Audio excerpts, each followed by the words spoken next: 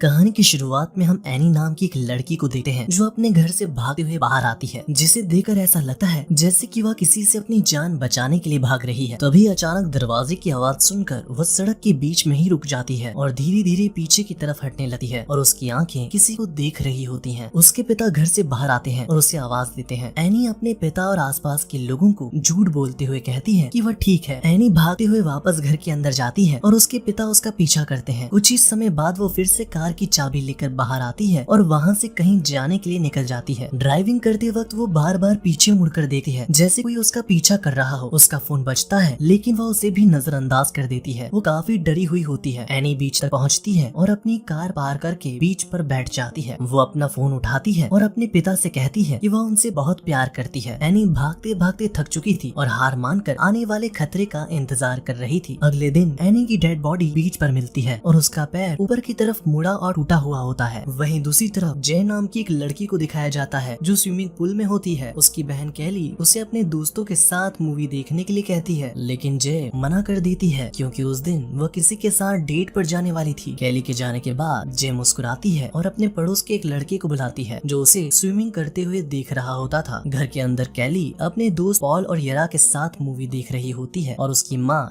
Dining table पर बैठी होती है। जय चुपचाप अपने कमरे में जाती है और अपनी डेट की तैयारी करती है। इसके बाद जय थिएटर पहुंचती है जहां वो अपने डेट ह्यू को एक गेम सिखाती है जो वो अपनी बहन के साथ खेला करती थी। इस गेम में ह्यू एक आदमी को चुनता है जिसके साथ वो काम करना चाहता है और जय ये अंदाजा लगाती है कि ह्यू ने किसे चुना है। फिर जब ह्यू के अंदाजा लगाने की बारी आती है तो वो एक लड़की की तरफ इशारा करता है जिसने पीले रंग के कपड़े पहने होते हैं, लेकिन जय को वो लड़की दिखाई नहीं देती है। ह्यू डर जाता है और वो जय को तुरंत अपने साथ चलने के लिए कहता है। ह्यू और जय थिएटर से निकल जाते हैं। ह्यू कहता है कि उसे थिएटर में कुछ ठीक नहीं लग रहा था। इसके बाद वो लोग अपनी डेट जारी रखते हैं और डिनर के लिए जाते हैं। उस दिन थिएटर में जो हुआ उसके अलावा सब कुछ अच्छा था। अगले दिन जय केली के साथ घूम रही होती है और वो दोनों ह्यूग के बारे में बात करते हैं। जय ह्यूग से प्यार करती थी लेकिन थिएटर में उसके बर्ताव को लेकर परेशान थी। केली कहती है कि ह्यूग की तबीयत ठीक नहीं होगी इसलिए उसने ऐसा बर्ताव किया होगा, लेकिन जय को शक होता है कि ह्यूग उससे कुछ छुपा रहा है। जय और केली घर वापस आते हैं लेकिन केली अपने पड़ोसी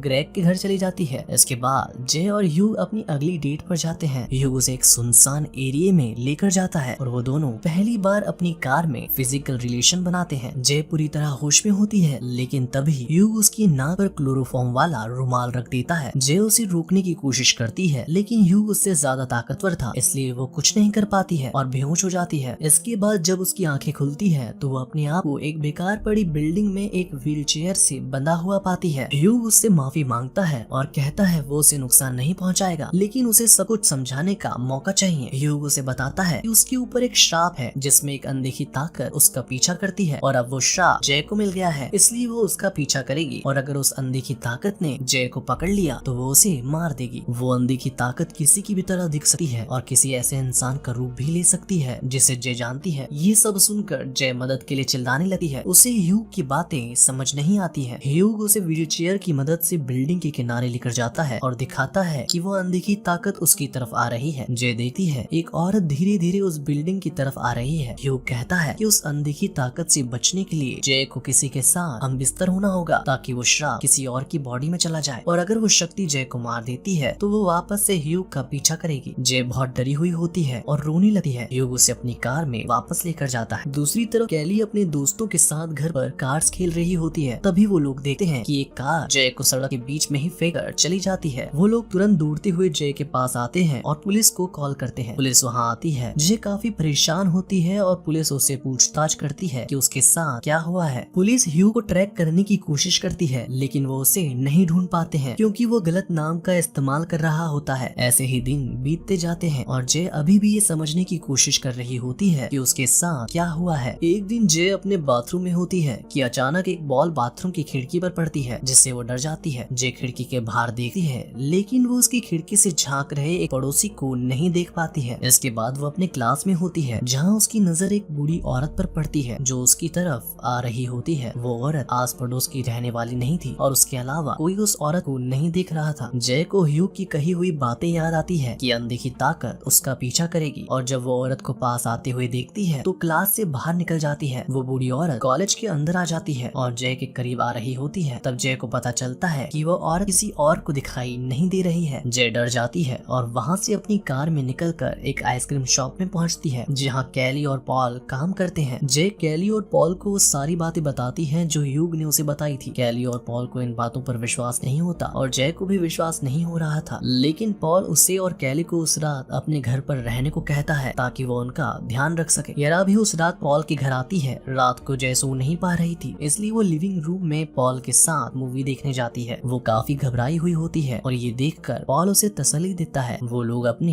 बचपन की बातें याद करने लगते हैं। तभी उन दोनों को किचन से खिड़की के कांच टूटने की आवाज आती है और वो लोग डर जाते हैं। पॉल किचन में चेक करने जाता है, लेकिन उसे वहाँ कोई दिखाई नहीं देता है। इसके बाद वो जय को वहाँ अकेला छोड़कर कैली को उठाने ऊपर वाले कमरे की तरफ जाता है। जय घबराई हुई किचन की तरफ जाती है और देखती है कि एक औरत उसकी तरफ आ रही है। वो जोर से चिल्लाती है और अपने कमरे में जाकर खुद को अंदर बंद कर देती है। कैली और पॉल उसे कहते हैं कि बाहर कोई नहीं है और वो उन्हें कमरे के अंदर आने देने के लिए कहते हैं। जय बहुत ज्यादा डरी हुई होती है और घबरा जाती है, लेकिन कैली उसे संभालती है। इस बीच यारा वहाँ आकर कमरे का दरवाजा खटखटाती है। जय कैली को दरवाजा खोलने से मना करती है, लेकिन कैली दरवाजा खोल देती है। जय यारा को अकेला देखकर शांत हो जाती है, लेकिन अचानक यारा के पीछे एक लंबा आदमी आ जाता है और जय डर के चिल्लाती है। फिर जय बालकनी की तरफ भागती है और वहाँ से कूद कर निकल जाती है। बाहर ग्रेग जय को साइकिल में जाते हुए देखता है और उसके दोस्त और कैली उसे आवाज दे रहे होते हैं। जय एक खेल के मैदान में रुकती है और झूले पर बैठकर आसपास की चीजों पर नजर रखती है और सोचती है कि अंधे की ताकत उसे पकड़ सकती है। उसे सामने कुछ दूरी से कुछ मूवमेंट दिखाई देती है, जिससे वो अपनी जगह पर जम सी जाती है। पॉल उसे आवाज देता है और बाकी लोग उसे संभालने की कोशिश करते हैं। ग्रेग वहाँ आता है और पूछता है कि वहाँ क्या हो रहा है। जय कहती है कि ये जानने के लिए उन्हें ह्यूग को ढूंढना पड़ेगा और ग्रेग कहता है कि वह भी इसमें उसकी मदद करेगा। इसके बाद जय और बाकी सब ह्यूग के घर पर जाते हैं जो बेकार पड़ा हुआ होता है। इस घर का पता ह्यूग ने जय को तब दिया था जब वो लोग एक दूसरे को डेट कर रहे थे। जब सब लोग उसके घर पहुँचते हैं तो वहाँ की चीजों को देखने लगते हैं। उन्हें लगता है कि ह्यूग ने जरूर वहाँ कोई सुराग छोड़ा होगा जिससे वो ह्यूग तक पहुँच सकते हैं। वहाँ पॉल को एक तस्वीर मिलती है जिसमें ह्यूग एक लड़की के साथ होता है और वो तस्वीर हाई स्कूल की होती है। वो स्कूल की यूनिफॉर्म लोगों से पहचान जाते हैं कि वो कौन सा स्कूल है और वहाँ जाकर उन्हें पता चलता है कि ह्यूग का असली नाम जेफ रेडमंड है। कैली कहती है कि उन्हें पुलिस को बताना चाहिए, लेकिन जय कहती है कि वो खुद जेफ से बात करके अपने सवालों का जवाब पाना चाहती है। इसके बाद वो लोग जेफ के असली पते पर जाते हैं जहाँ जय को जेफ की माँ मिलती है। जय उसका चेहरा पहचान लेती है क्योंकि जब उसने पहली बार उस अंधे की ताकत को अपनी तरफ आते देखा था तब उस ताकत ने जेफ की माँ का रूप लिया था। जेफ जय से माफी मांगता है और उससे अपने बारे में और भी चीजें बताता है। जेफ कहता है कि उसे ये श्राप तब मिला था जब उसने एक बार गर्ल के साथ एक रात बिताई थी। वो जय को कहता है कि ये सब सच है और उसे इस श्राप को किसी और को फिजिकल रिलेशन के जरिए दे देना चाहिए, लेकिन जय के दोस्त उलझन में होते हैं और वो लोग इससे ट्रिक समझ लेते हैं। इसके बाद ग्रेग यहाँ से कहीं दूर जाने के लिए सबको अपने लेक हाउस में ले जाता है। जब जय वहाँ सो रही होती है तो पॉल उसका ध्यान रख रहा होता है और जेफ ने जो श्राप को पास करने के बारे में कहा था उसके बारे में सोच रहा होता है। ऐसे ही वक्त बीतता रहता है और आने वाले दिनों में ग्रेग जय को खुद की हिफाजत करने के लिए बंदूक चलाना सिखाता है। एक दिन जय अपने दोस्तों के साथ समुद्र के किनारे बैठी होती है, तभी वो अनदेखी ताकत यरा का रूप लेकर वहाँ आती है और जय पर हमला कर देती है। पॉल उस ताकत को नहीं देख सकता है, लेकिन फिर भी वह अंदाजा लगाकर उस ताकत को कुर्सी से मारने की कोशिश करता है। इससे जय तो बच जाती है, लेकिन वो ताकत पॉल को दूर फेंक देती है। इसके बाद सब लोग एक कमरे के अंदर जाते हैं और वो ताकत भी जय की तरफ बढ़ती है। जय उसे बंदूक से गोली मारती है जिससे वो ताकत जमीन पर गिर जाती है, लेकिन फिर तुरंत खड़ी हो जाती है और उसे कोई चोट भी नहीं लगती है। जय को पता चलता है कि वो उस ताकत को गन से नहीं मार सकती है, इसलिए वो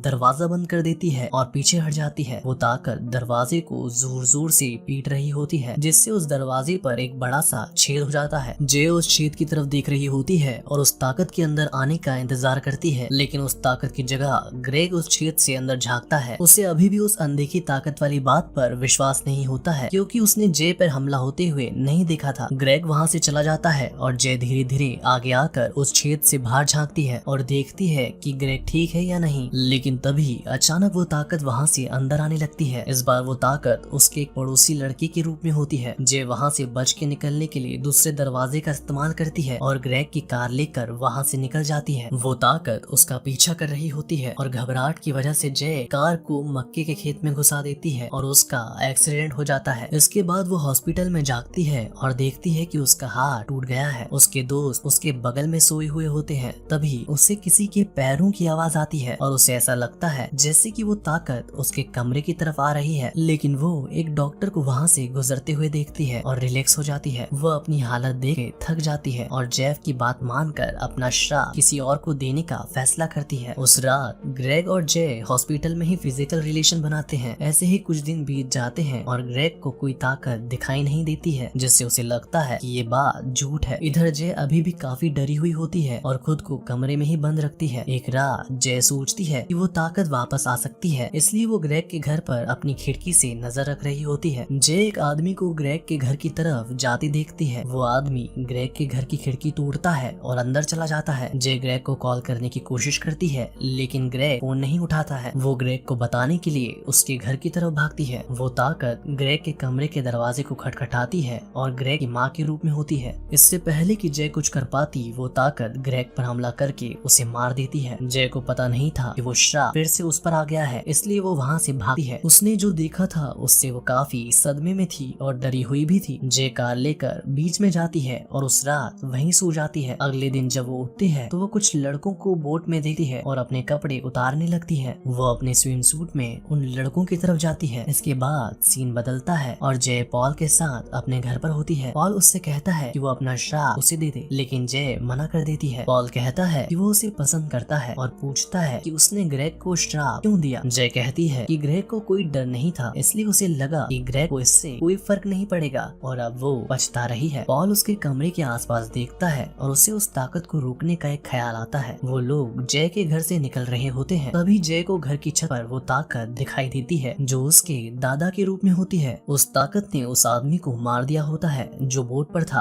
और अब वो वापस जय के पीछे आती है। जय, पॉल, यरा और कैली एक पुल में जाते हैं जो चारों तरफ से बंद होता है। यहाँ वो ताकत का सामना करने की तैयारी करते हैं। वो लोग पुल के चारों तरफ बिजली का सामान लगा देते हैं और जय पानी में जाती है और उस अनदेखी ताकत के आने का इंतजार करती है। थोड़ी देर में बाहर मौसम खराब हो जाता है और बादल गरजने और बिजली चमकने लगती है। जय उस ताकत को पुल की तरफ आती देखती है और सबको बताती है कि वो आ गई है। उसकी आवाज से पता चलता है कि वो बहुत डरी हुई है। कैली उससे पूछती है कि वो कैसी दिखती है, लेकिन जय उसे कुछ नहीं बताती और बहुत डर जाती है। वो पुल से बाहर निकलने लगती है, लेकिन पॉल उसे बढ़ावा देते हुए पुल में तब तक रहने को कहता है जब तक वो अनदेखी ताकत उसके साथ पुल में नहीं आ जाती। लेकिन वो ताकत पुल में जाने के बजाय जय के ऊपर बिजली का सामान फेंकने लगती है। जय अपने दोस्तों की मदद करने के लिए उस अनदेखी ताकत की तरफ इशारा करके बताती है कि वो कहाँ है। वो ताकत लगातार जय की तरफ चीजें फेंक रही होती है, जिसकी वजह से जय पानी में डूबने लगती है। लेकिन वो किसी तरह पानी के ऊपर आती है और उस ताकत को देखती है जो उसके मरे हुए पिता का रूप लेकर आई होती है और इसलिए वो कैली को नहीं बताती कि वो कैसी दिखती है। इसके बाद पॉल बंदूक लेता है और जय की तरफ निशाना लगाता है क्योंकि वो उस ताकत को नहीं देख सकता है। पॉल उस ताकत के बहुत करीब चला जाता है और वो लगभग उसे पकड़ने ही वाली होती है, लेकिन जब पॉल एक सामान को हवा में उड़ते हुए देखता है तो उस तरफ गोली चलाता है, लेकिन वो गोली उस ताकत को लगने के बजाय यरा के पैर में लग जाती है। वो ताकत अभी भी जय के ऊपर बिजली के सामान को फेंक रही होती है, जिससे जय के हाथ में चोट लग जाती है। कैली पॉल की हेल्प करने के लिए एक कंबल लेती है और उसे उस ताकत की तरफ फेंकती है और वो कंबल उस ताकत के ऊपर जाता है, जिससे पॉल को पता चल जाता है कि वो ताकत कहाँ है। पॉल इसका फायदा उठाकर उस ताकत के सिर पर गोली चलाता है और वो ताकत पुल में गिर जाती है। इसके बाद जय तुरंत पुल से बाहर निकलने के लिए किनारे की तरफ स्विम करते हुए जाती है, पर वो ताकत उसका पैर पकड़ लेती है और उसे नीचे की तरफ खींचती है। पॉल उस ताकत की तरफ अंदाजा लगाते हुए लगातार गोली चलाता रहता है और एक बार फिर से गोली उस ताकत के सिर पर लगती है और वो जय को छोड़ देती है। जय पुल से बाहर निकलती है। पॉल उसे देखने को कहता है कि वो ताकत जिंदा है या नहीं। जय ध्यान से पुल के अंदर झांक कर देती है और उसे पुल में खून दिखाई देता है, जिससे पूरे पुल का पानी लाल हो जाता है। उस रात पॉल और जय एक दूसरे के साथ फिजिकल रिलेशन बनाते हैं। जब जय सो जाती है तो पॉल बाहर जाता है और उसे कुछ वैश्याएं दिखती हैं। पॉल को आइडिया आता है कि अगर वो ताकत जिंदा है तो वो उस श्राप को उस वैश्या को पास कर सकता है। सीन बदलता है और पॉल जय के साथ होता है। दोनों एक दूसरे का हाथ पकड़ के उस पल को एंजॉय कर रहे होते हैं, लेकिन इस बात से अनजान होते हैं कि कोई उनके पीछे आ रहा है।